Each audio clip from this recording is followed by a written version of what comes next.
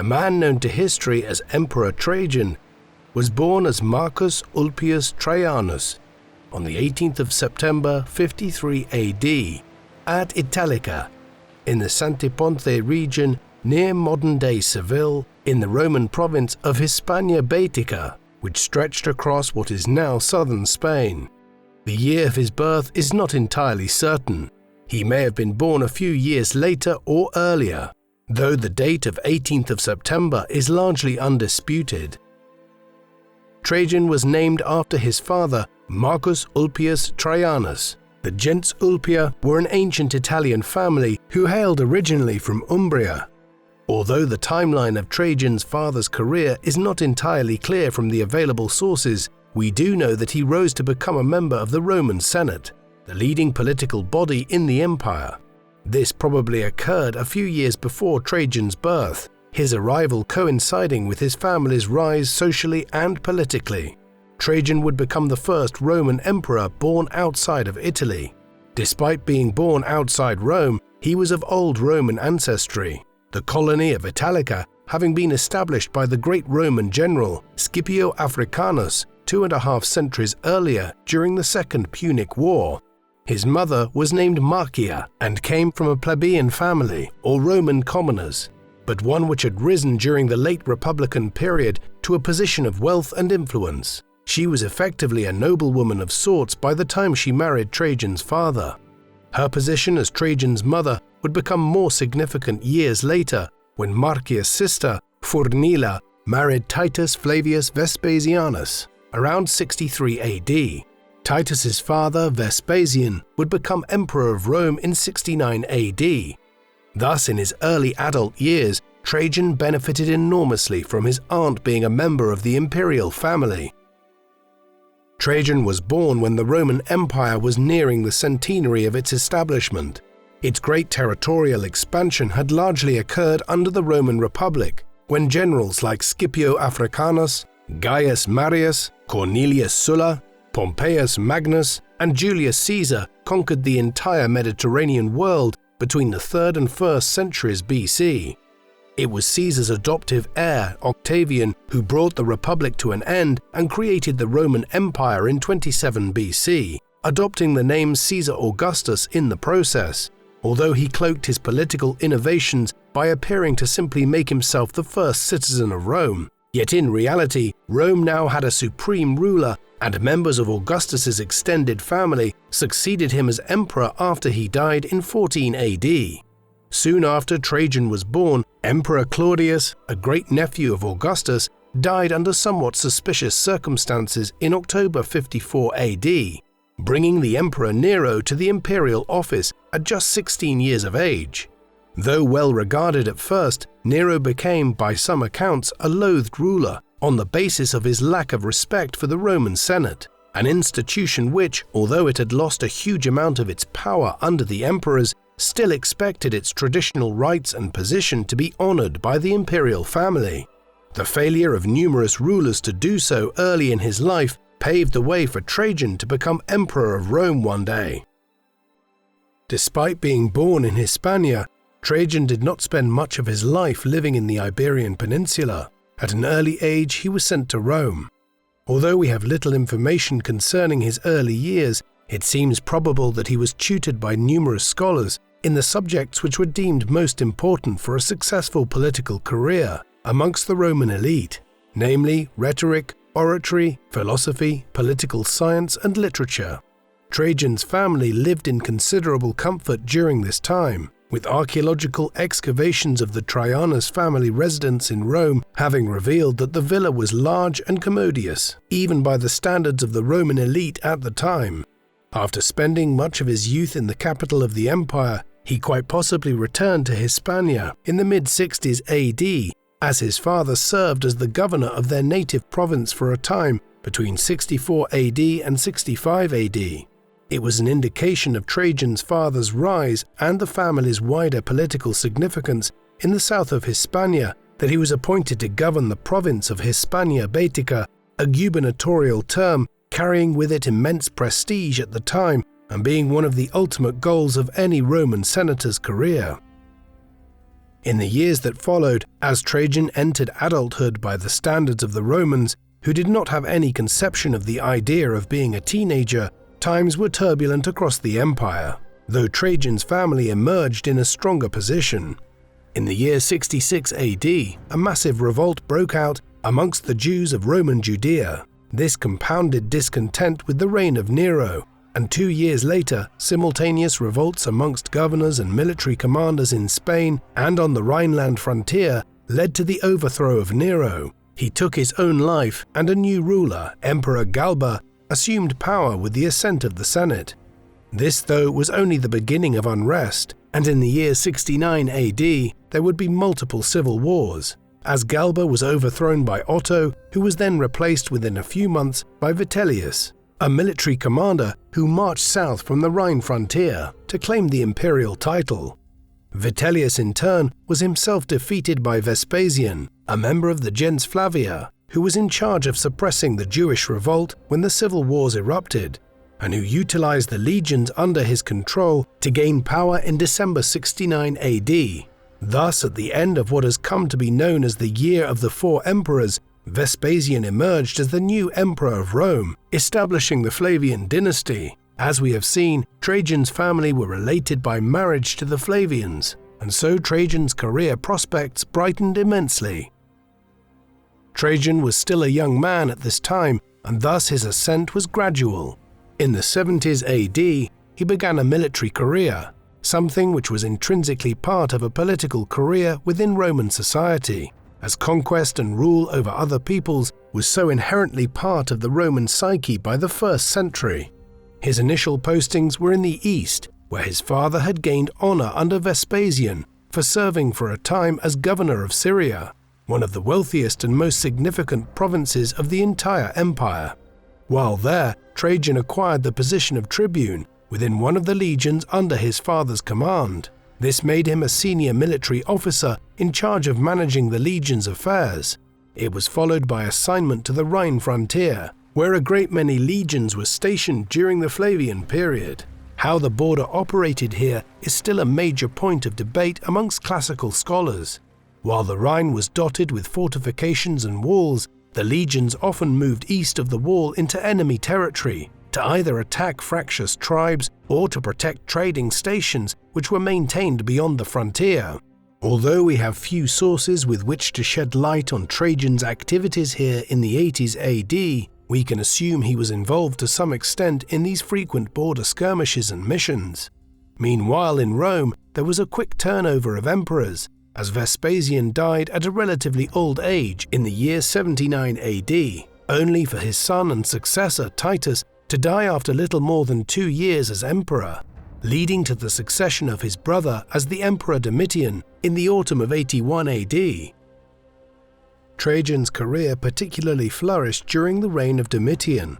He spent many years on the Rhine frontier, eventually being promoted in the late 80s AD to the position of legate, a type of general who was the senior-most commander of a Roman legion of upwards of 5,000 men. In Trajan's instance, he was placed in charge of the Legio 7th Gemina. He was in command of this unit on the Rhine frontier in the year 89 AD, when a Roman senator and military commander named Lucius Antonius Saturninus attempted to launch a revolt against Domitian by winning over some legions on the frontier and allying with the Chatti, a powerful Germanic tribe who lived just beyond the border. Trajan was prominent in suppressing the revolt and gained respect from Rome in doing so.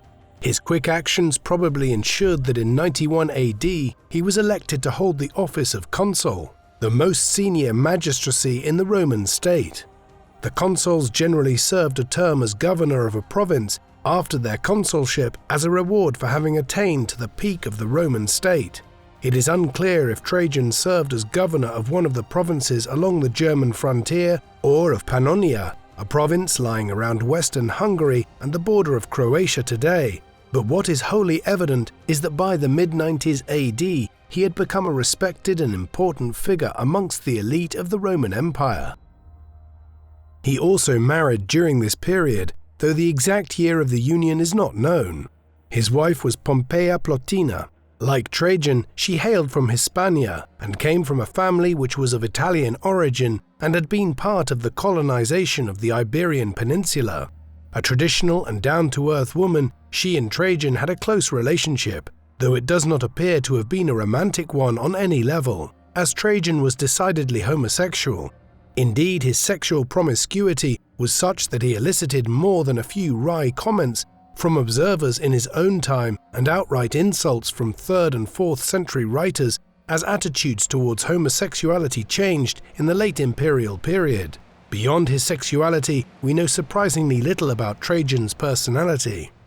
Cassius Dio, a Greek historian of the 3rd century, who is a fairly reliable source on the reign of Trajan, states that he was known for being a just and balanced person, one who was simple in his habits and not prone to the kind of ostentation that had made so many previous emperors such as Nero unpopular.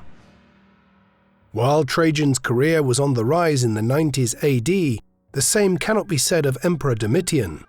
After a promising start in his first years, Domitian had apparently fallen prey to the same failing that had ended Nero's reign. According to historians such as Tacitus and Suetonius, who lived through much of these events, Domitian displayed a heightened lack of respect for the Senate and the patrician class of Roman aristocrats who made up its membership as his reign proceeded. By the mid-90s AD, he was highly unpopular, and on the 18th of September in the year 96 AD, he was assassinated in a conspiracy which clearly involved elements amongst the Senate, the staff of the imperial household, and the Praetorian Guard, that were the only military force allowed around the city of Rome itself. With his death, the Senate quickly moved to elect a well-regarded Roman senator by the name of Marcus Ulpius Nerva as the new emperor. This set a precedent, and for over half a century thereafter, the Roman emperors would often be chosen on merit rather than solely through family connections, a system which had led to the period between Nerva's accession in 96 AD and the death of Emperor Marcus Aurelius in 180 AD to be termed the reigns of the 5 good emperors. Nerva's election as emperor by the Senate in the autumn of 96 AD was something of a stopgap measure. He was already an aged man in his mid-60s at the time of accession, and it was fully understood that he would not be emperor for long. Furthermore, he was not universally popular. Nerva had been close to the Flavians for decades, and for some he was tainted by his links to Domitian. He was also unpopular with the military. It was this which led Nerva in the summer of 97 AD to make plans for the succession in a way which would also shore up support for his own reign, however long it might last. Perhaps it is unsurprising that his mind turned to the popular commander in Germania. Trajan soon received word that Nerva had adopted him as a proposed successor. Additionally, he received the title of Germanicus in recognition of his command and governance of the Rhine frontier. He did not have to wait long for another title. Nerva died in late January 98 AD, just months after appointing Trajan as his successor. Trajan began making his way south towards Rome, his unhurried march perhaps indicating a wish to shore up support amongst the legions of the Rhine frontier, or alternatively, he was so confident of a smooth succession that he felt there was no rush to proceed to the capital. The latter proved to be the case. Despite the unconventional succession process, no challenger emerged, and Trajan became emperor at the age of around 44. Although he would unquestionably become one of the most significant imperial reigns of the entirety of Roman history, we have a somewhat unsatisfactory range of sources from the time to draw upon for details of his rule. All of the emperors from Augustus through to Domitian had their reigns and even their personalities described by near contemporary and highly accomplished historians, notably Suetonius, who wrote biographical lives of the first 12 emperors, and Tacitus, a Roman senator, whose annals and histories described the history of the first century of imperial rule. Both of these writers largely stopped at the transition from Domitian to Nerva's rule. Accordingly, for the 2nd century emperors like Trajan, we are largely reliant on histories such as the monumental work of Cassius Dio, a Greco-Roman historian, and the anonymous Historia Augusta. The problem with these is that they were written long after Trajan's time, and the reliability of the Historia Augusta is very questionable, the anonymous author or authors never allowing the truth to get in the way of a fantastical story. Unfortunately, an account of Trajan's war with the Dacians, a separate account of his clash with the Parthians, written by Arrian, and a book which Trajan's personal physician, Creton of Heracula, wrote on his reign have all been lost since antiquity. Nevertheless, these losses are compensated for by the unusual survival of some of Trajan's letters to the governor of the province of Bithynia, Pliny the Younger, and also the documentary evidence provided by the column which Trajan erected to commemorate his war with the Dacians.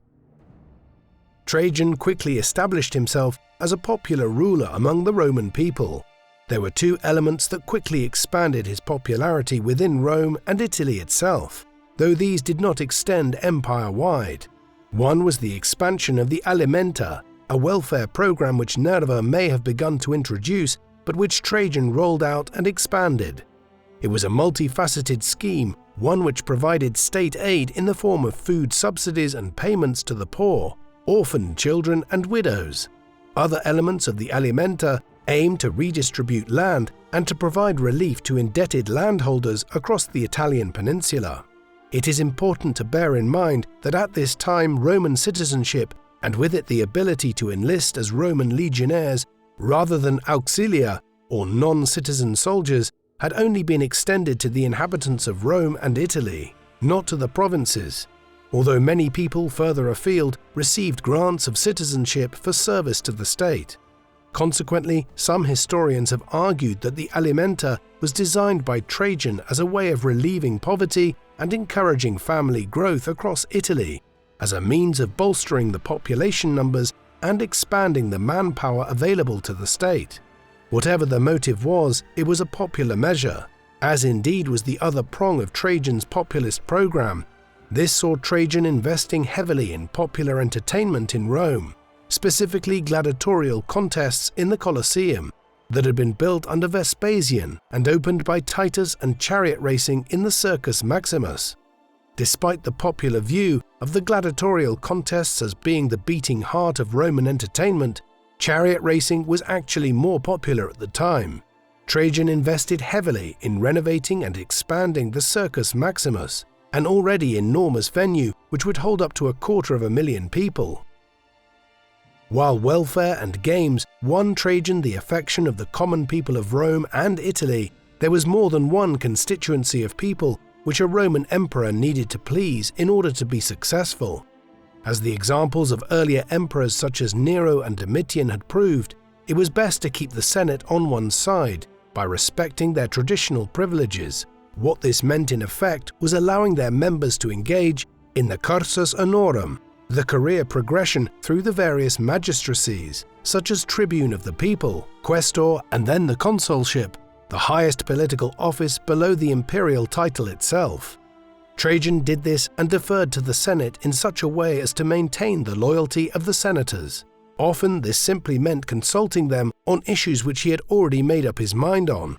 But the pageantry of consultation and the idea that the Senate was an active partner in government alongside the emperor and the imperial staff was important in maintaining harmony. Further afield, he cultivated good relations with the elites of individual provinces and cities by respecting their right to adjudicate on matters concerning their finances, courts, and other issues internally, without referring too many matters to Rome, something which Pliny the Younger's letters make clear was particularly appreciated in the Greek Eastern Mediterranean. Finally, Trajan also engaged in the common imperial practice of broadcasting his greatness as a ruler to his people through a public building program, something which Augustus had pioneered and which many emperors had subsequently attempted to one extent or another. In Trajan's case, the centerpiece of his construction program at Rome itself was a new forum. Over the past century and a half, several rulers from Julius Caesar and Caesar Augustus to Vespasian and Nerva had overseen the construction of forums in the center of Rome, between and across its 7 hills. These were large spaces where monumental temples, civic buildings, and open spaces were constructed and laid out as public areas meant to celebrate the reign of the ruler who built them. The Forum of Trajan was the grandest of all the imperial forums in ancient Rome. Built between the Quirinal and Capitoline hills, it required the removal of hundreds of thousands of tons of mud and rock before the space was leveled. Thereafter, a grand basilica was built, along with an open marketplace and meeting site, all paved in expensive Carrara marble. 2 public libraries were also constructed on the Forum, while in later years after his death, a temple was erected dedicated to the memory of Trajan. Further afield, Trajan built numerous palaces around Rome and refurbished the roads leading out from the city to other parts of Italy. In the provinces, he appears to have ordered a particularly large amount of building projects to be undertaken in Egypt, notably a canal between the River Nile and the Red Sea, to facilitate trade and passage across the eastern desert. One unusual, though especially noteworthy construction project which Trajan was responsible for was carried out far away from Rome on the lower reaches of the river Danube, straddling the modern-day borders of Romania and Serbia, near the Romanian city of Drobeta Turnul Severin. There, with Trajan's support, a monumental arch bridge was built over the river Danube.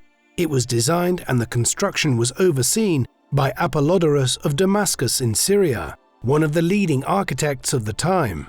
Completed in the year 105 AD, the bridge spanned 1,135 meters, making it what is believed to have been the largest arch bridge to have been constructed anywhere in the world until it was surpassed well over a millennium later by edifices such as the causeways that the Aztecs built to connect their capital, Tenochtitlan, in the middle of Lake Texcoco with the mainland.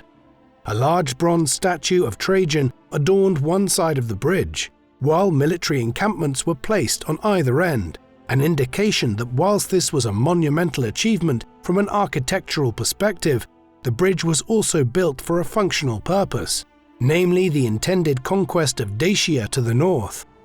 As impressive as the bridge was, it only stood for not much more than a century and a half and was destroyed by the Emperor Aurelian in 270 AD as a military maneuver by the emperor during the civil wars, which racked the empire for decades in the middle of the 3rd century. Some of the huge stone pillars which were used to hold the bridge arches up are still visible in the landscape and under the water of the Danube today. Such construction work and generous bequests on the people of Rome did not come cheap. Trajan's government was expensive, and it became even more expensive in the second half of his reign as he engaged in a series of costly wars. As we will see, some of this was offset by the acquisition of extensive gold mines in Dacia in the late hundreds AD, but the emperor was nevertheless spending beyond the means of the imperial exchequer at the time, when, by some estimates, military spending accounted for over half of the state budget. To pay for all of this, Trajan and his officials had to recourse to devaluing the coinage. The standard Roman coins, known as the denarius, were generally made out of pure silver. During times of economic pressure, emperors would instruct the treasury officials to bulk out the silver with other metals. Trajan did this, and studies of Roman coins from his reign indicate that the silver content dropped from around 94% purity to under 90%. A drop of 5% might seem small, but this was a slippery slope, and in the course of the century that followed, the reduction of the silver content became so extreme that it caused rampant inflation and eventually a profound economic crisis across the empire. Trajan bears some of the blame for popularizing this method of dealing with a budget shortfall. One final element of Trajan's domestic policies is noteworthy. Although neither he nor contemporaries would have believed it to be anything other than a curious distraction from the day-to-day business of government, this concerned the rise of Christianity, a religion centered on Jesus Christ. Theirs was still a minor religious movement by the early 2nd century, though it was growing in many cities and towns in the eastern Mediterranean.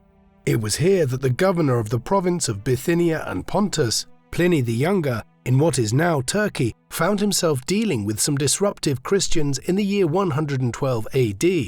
This led him to write to Trajan asking him what he should do with these particular individuals who seemed to think that there was just one true God and that their prophet was some sort of heavenly Messiah. Their crime was most likely refusing to pay homage to the emperor and the Roman gods. Luckily, well over 200 of Pliny's letters have survived, and some of these shed light on his and the emperor's approach to the Christians. The overwhelming sense that we get from these is of confusion and indecision about what should be done with these strange monotheists and their belief in a single god. Trajan effectively advised Pliny to ignore them if at all possible, but if they engaged in incendiary behavior, they should be punished, potentially with death. Thus, Trajan's answer to a problem which would become ever greater in the decades that followed was to not make a problem for the government if one wasn't clearly presented. Though if the authority of the state was questioned, exemplary punishment should be used. A final very significant development during these years was Trajan's decision to continue the policy of promoting a suitable heir, rather than allowing an immediate family member to become emperor after him. The decision was partly made for him by the fact that his marriage to Plotina did not result in any children. It is unclear if this was a result of Trajan being sterile, Plotina being barren, or a lack of sexual intercourse between them owing to Trajan's sexual orientation. Regardless, he could have looked to a first cousin or some other near relative as his successor, as Augustus and his successors had, but instead he chose to adopt a less closely related cousin. This was Publius alias Hadrianus, whose father was Trajan's first cousin, making Hadrian a second cousin of the emperor. The boy had been orphaned in 86 AD, and Trajan had taken him under his wing, overseeing his education at Rome and later sponsoring his entry into political office in the mid-90s AD. It was Hadrian that delivered the news to Trajan on the Rhine frontier in 97 AD that he had been adopted as Nerva's heir. In around 100 AD, he married Trajan's grandniece, Vibia Sabina, in a clear sign that he was being groomed as Trajan's potential successor. The marriage was arranged by Trajan's wife Plotina, who had grown fond of Sabina as she spent several years in their wider household. However, he was never formally adopted in the way Nerva had adopted Trajan as his successor. Instead, there was a tacit awareness of Hadrian's position as the leading candidate to become the next emperor. Though Trajan never confirmed this, perhaps because as Hadrian advanced into his late 20s and then 30s, some divisions appeared between the two men, not least owing to Hadrian's unusual affinity for Greek culture, something which was deemed problematic in the Western Empire, where Roman martial and conservative values remained somewhat different to those in the Greek East. While Trajan's domestic policies and building program were popular, he was best known in ancient times and has been ever since for his foreign policy and conquests. When he ascended as emperor in 98 AD, the Roman Empire had been largely static for the better part of a century. This was owing to Augustus's injunction to his successors against expanding the empire further. In the year 9 AD, 5 years before Augustus's death, a large Roman army of over 3 legions had been completely destroyed by a confederacy of Germanic tribes in central Germania, while trying to extend the Roman frontier to the river Elbe. In the aftermath of the Battle of the Teutoburg Forest, Augustus had ordered the legions back to the river Rhine and commenced the construction of fortifications all along the Rhine and the Danube, which would henceforth act as strong northern borders. He then commanded his successor, Tiberius, not to engage in further conquests. This situation largely prevailed down to Trajan's time, with the Sahara Desert forming the southern border, the Atlantic Ocean to the west, and Rome's perennial enemy, the Parthian Empire, to the east, controlling Mesopotamia and Persia, around modern-day Iraq and Iran. Only in one region had Augustus's advice been ignored. In Britain, where the Emperor Claudius had undertaken a conquest a decade before Trajan was born, one which was still advancing slowly north into what is now Scotland, even when Trajan became emperor over half a century after Claudius first ordered his legions over the English Channel. Trajan was not interested in completing the conquest of Britain, perhaps having learned from the example of Domitian's early reign, when the Caledonians of northern Britain had demonstrated how obstinately they would refuse to be conquered. Instead, his primary goal in the early part of his reign was in reducing the kingdom of Dacia in what is now Romania. The Dacians, under their ruler King Decebalus, had been a thorn in the Roman side since the mid-80s AD. when there had been a war between the two powers, but Domitian had failed to defeat them, his legions in the region losing the Battle of Tapae in the year 88 AD. Trajan was determined to conquer them once and for all, a policy which would serve to secure the Roman border in the Balkans and also give the Romans control over the gold, copper and iron mines which lay within the kingdom of Dacia, perhaps alleviating the fiscal shortfall which had been created through Trajan's populist domestic policies. It was with an eye to a future campaign against the Dacians that Trajan ordered the construction of the Danube Bridge early in his reign. Even before the bridge was built, Trajan launched his first war against Dacia in 101 AD, not long after settling his government in Rome. This first war was a short affair, one which ended in a Roman victory of sorts, though Decebalus managed to negotiate peace terms in 102 AD before Trajan, who had led the campaign in person himself, could advance on their capital, Sarmizegetusa Regia.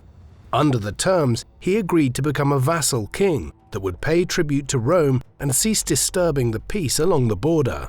The terms did not hold for long, and so in 105 AD, Trajan prepared his forces for a new war, this time able to utilize the new bridge over the Danube to flood Dacia with tens of thousands of troops.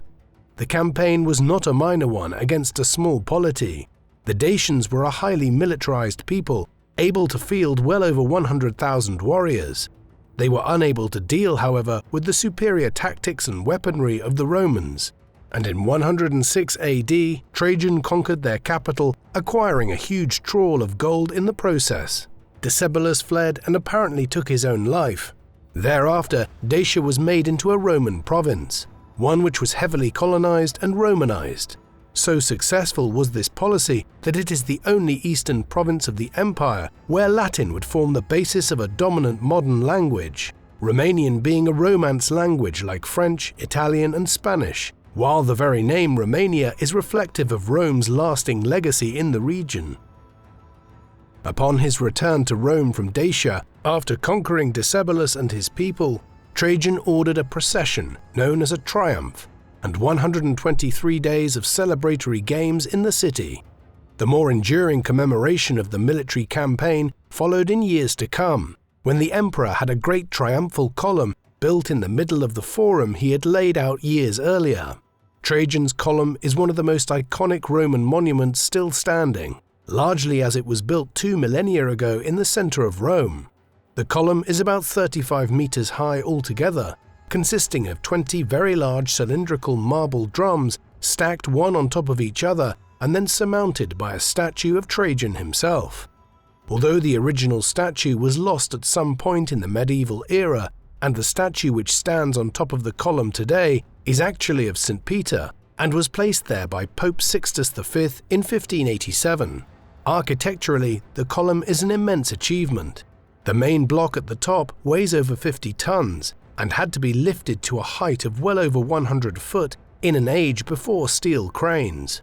More broadly, the marble drums are somewhat like the Bayeux tapestry, recounting William the Conqueror's conquest of England in the 11th century, in that they offer a pictographic narrative of the Dacian Wars and Trajan's conquests.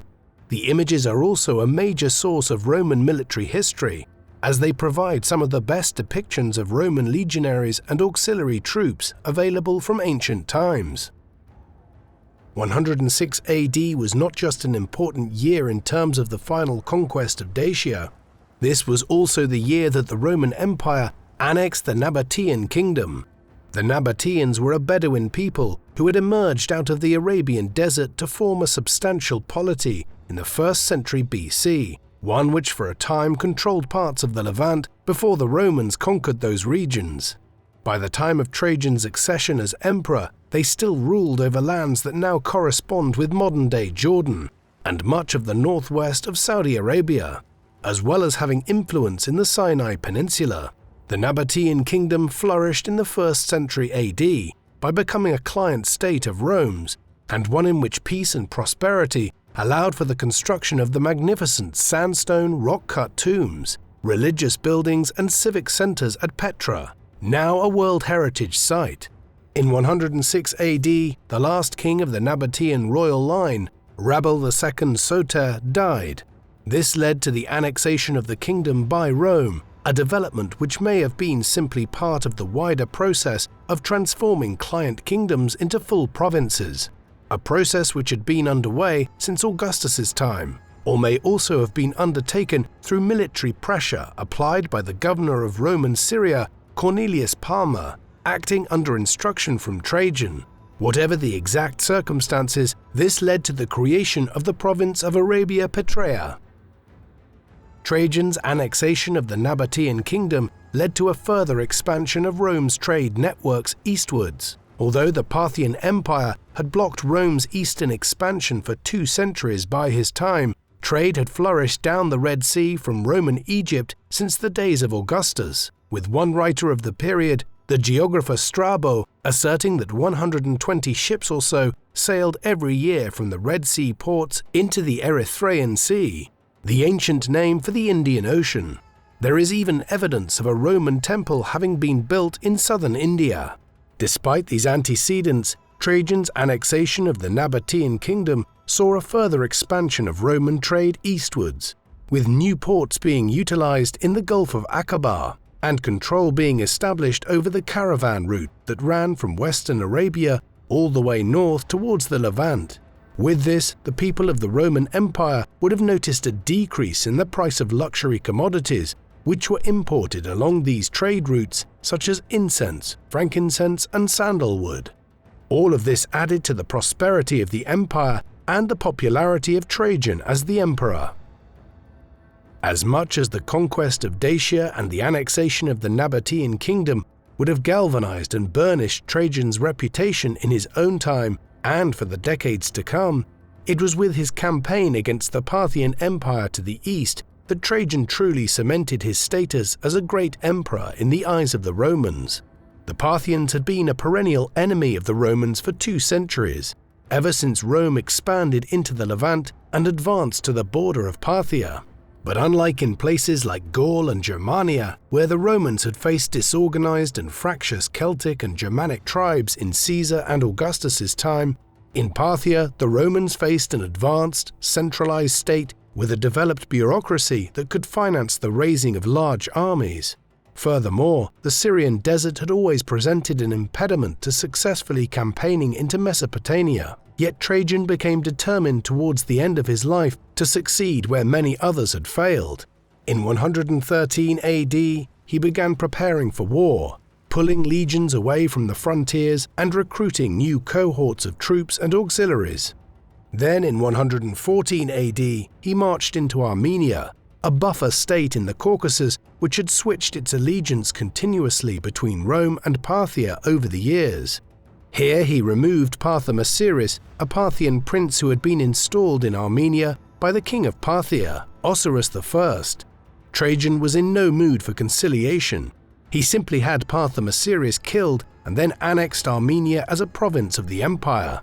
In 115 AD, when Trajan marched with his legions south into Mesopotamia, he was the first Roman emperor ever to do so. The campaign which followed in 115 AD and 116 AD has the distinction of being the most successful ever waged by a Roman commander against the Parthians. Trajan marched south between the 2 great rivers of the region, the Tigris and the Euphrates, in the summer with upwards of 11 legions and auxiliaries if sources are accurate, an army which with other supply staff would have been upwards of 100,000 men or more. That autumn he conquered northern Mesopotamia by securing the cities of Nisibis and Batne and allying with a local ruler, King Agbar VII of Osroene. He then organized the region into the new province of Mesopotamia, a demonstration of his determination to remain in the Parthian lands. However, he still had yet to face a fully engaged King Osiris. The largest clash between the Roman army and the Parthians would not occur until 116 AD. Trajan wintered at the end of 115 AD in eastern Syria, before campaigning back into Mesopotamia in the spring of 116 AD. In a striking campaign, his legions seized some of the foremost cities along the Tigris and Euphrates, using numerous ships that had been pulled overland, placed on the rivers so that he could sail down them. The speed with which he was able to travel with a large contingent of the legions took the Parthians by surprise, and their capital of Ctesiphon, not far from modern-day Baghdad, fell in the summer of 116 AD. Thereafter, Trajan was even able to sail down the rivers to the Persian Gulf. Writing back to Rome, he wistfully noted that Alexander the Great had campaigned much further east, and it is possible that Trajan had sent out envoys to some of the local leaders of the tribes around the Zagros Mountains and Persia to see what the possibility of reducing them to Roman rule might be. A counteroffensive ended any hopes of this, and the remainder of 116 AD was spent trying to consolidate control over Parthia by deposing Osirus and installing a puppet ruler, Prince Parthamaspates, as a Roman stooge that could placate the local elites. Trajan clearly intended to form Mesopotamia into two provinces ruled directly by Rome. However, news from the west completely undermined his ambitions. While Trajan was beginning his campaign into Mesopotamia against the Parthians, an old internal enemy within the empire was preparing to take advantage of the distraction offered by the war to seek revenge for a long-standing set of grievances. One of Rome's great weapons as an imperial power, much like the empires of Britain and the United States in modern times, was its soft power, its ability to co-opt and pacify different people across the known world by promoting the benefits of Roman culture and rule, things which included running water from the aqueducts, good roads to travel on, entertainment in the local amphitheaters, and the prosperity brought by peace and extensive trade. Nearly everyone fell under the spell of this soft power. An exception were the Jewish people of Judea and their diaspora around the eastern Mediterranean in cities like Alexandria and in places like Cyrenaica, Greece, and the coastal cities of what is now Turkey. The Jews were uncomfortable with the manner in which Roman culture mocked their traditions, and the Romans, for their part, found the Jewish monotheistic religion and cultural practices peculiar. Jewish attempts at freedom were repeatedly put down, until the first Jewish revolt occurred in Judea in response to decades of heavy-handed Roman rule, which included repeated acts of desecration of the Temple of Jerusalem, the center of Judaism at the time and one which was destroyed in 70 AD at the height of the revolt. Thereafter, the Roman state actively persecuted the Jewish population of the empire, imposing a tax known as the Fiscus Judaicus on all Jews for decades to come on the basis that it was used to offset the cost of suppressing the revolt years earlier. It was especially incendiary that the tax of 2 denarii per person annually was equivalent to the half shekel which all observant Jews had paid in times gone by to the Temple of Jerusalem before it was destroyed by the Romans. There is some evidence that Nerva might have moved to reduce these anti-Jewish laws during his brief reign, but they were reintroduced with a vengeance by Trajan, an emperor whose views on the Jewish people may have been colored by his experiences in the eastern provinces in his youth, not long after the first Jewish revolt. Hence, while the Roman authorities took something of a lax approach towards the monotheism of the Christians during Trajan's reign, the same was most certainly not the case when it came to Roman policy towards the Jews. In 115 AD, with Roman legions being removed from many provinces and sent east to fight the Parthians, a huge new Jewish revolt broke out. This did not have its origins in Roman Judea itself. Instead, it emerged from amongst the Jewish diaspora communities, seemingly beginning in Cyrenaica, in what is now Libya, and then spreading east into Egypt, where there was a very substantial Jewish community in the city of Alexandria, the second largest city in the empire, second only to Rome. From there it spread to the island of Cyprus and eventually Judea itself. The Kitos War, or Second Jewish Revolt as it is variously known, is a notoriously difficult thing to study, as the primary source accounts are almost certainly unreliable and tainted by an anti-Jewish bias. Thus, they suggest that hundreds of thousands of people were killed by the Jewish rebels in Cyrenaica, Egypt, and Cyprus. While these figures are hard to accept literally, particularly so since they come from Cassius Dio, writing a century later, there is no doubt that the revolt was extensive and required an emergency call-up of some of the legions remaining on the Danube frontier to head to the Mediterranean to sail to Cyprus and North Africa. Overall, it created a major disruption while Trajan was trying to finalize his conquest of Mesopotamia. The Jewish revolt had necessitated that Trajan cut short his campaign in Mesopotamia, and he made his way back towards Syria and Judea with several of his legions to provide extra military reinforcement for suppressing the widespread rebellion. He was there by early 117 AD, even as the revolts in North Africa and on Cyprus were being brutally crushed in a wave of pogroms and mass executions. With the situation stabilizing and having appointed representatives to try to manage the new provinces in Mesopotamia, he set sail for Italy. However, now in his mid-60s, his health had been declining for months, exacerbated by the intense military campaign against the Parthians. Thus, on the voyage from the Levant across the Mediterranean, the party was forced to make port at the city of Selinus, near the modern-day city of Gazipaşa in Turkey.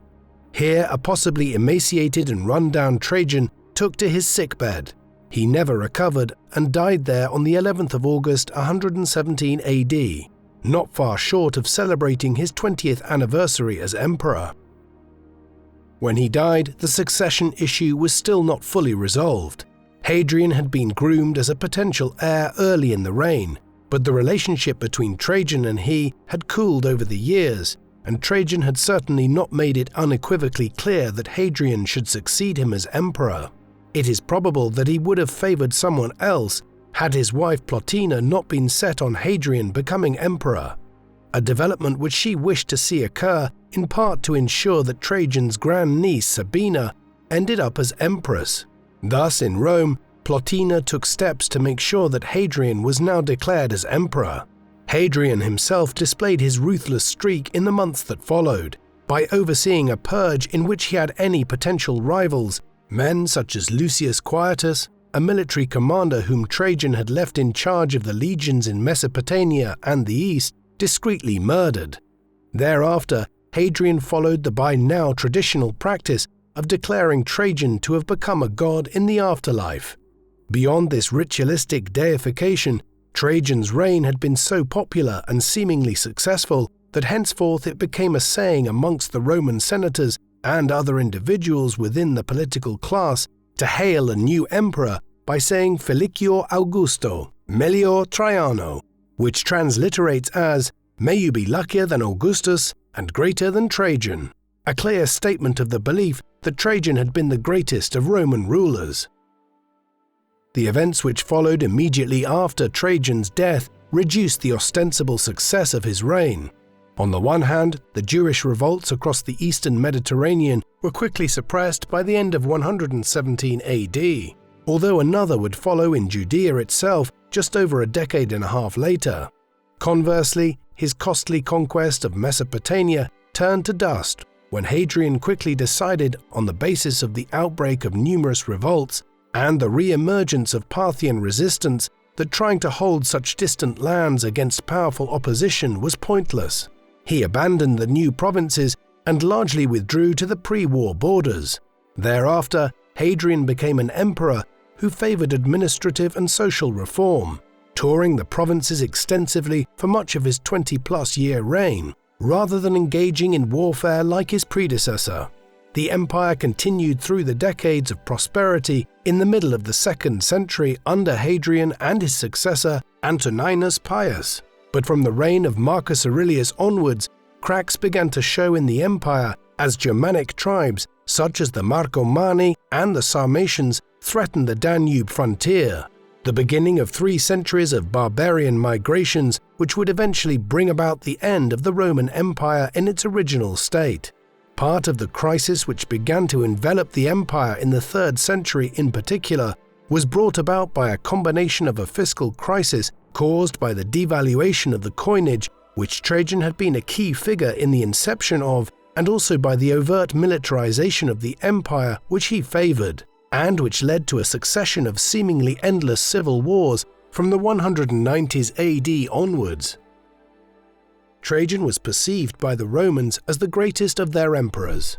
While Julius Caesar and Caesar Augustus were the preeminent founders of the empire and its imperial glory, Trajan was viewed as the one ruler who had eclipsed them, while Caesar was assassinated before he could finish the works he had started, and where Augustus had suffered a major military reverse in Germania towards the end of his reign. Trajan had been virtually undefeated in his lengthy reign, and had added a host of new territories to the empire. Above all, he was the only Roman ruler or general of either the Republican or Imperial eras who had managed to comprehensively defeat the Parthians, where many others, like Marcus Crassus and Mark Antony in the days of Caesar and Augustus, had tried and failed. It was this military prowess, combined with his populist domestic policies back in Rome itself, which led contemporaries and later Romans to refer to him as the greatest of their emperors. And yet, from a modern perspective, there were some failings to his reign. These include his nefarious approach towards the Jewish community of Judea and the Eastern Mediterranean, one which led to a massive revolt at the end of his reign. Perhaps the most significant of all failings, however, ones which could not have been foreseen in an age where understanding of economic policy and social economy were very limited, was that his devaluation of the coinage and his expansion of the Roman military promoted the problems which would emerge decades later in the Roman state, and would begin the downfall of Rome's empire. What do you think of Emperor Trajan? Was he the greatest of Rome's emperors, as the Romans largely believed, or should he be judged more as an effective military commander but a poor administrator, who sowed many of the seeds of Rome's crisis in centuries to come, through his populism and military campaigns? Please let us know in the comment section. And in the meantime, thank you very much for watching.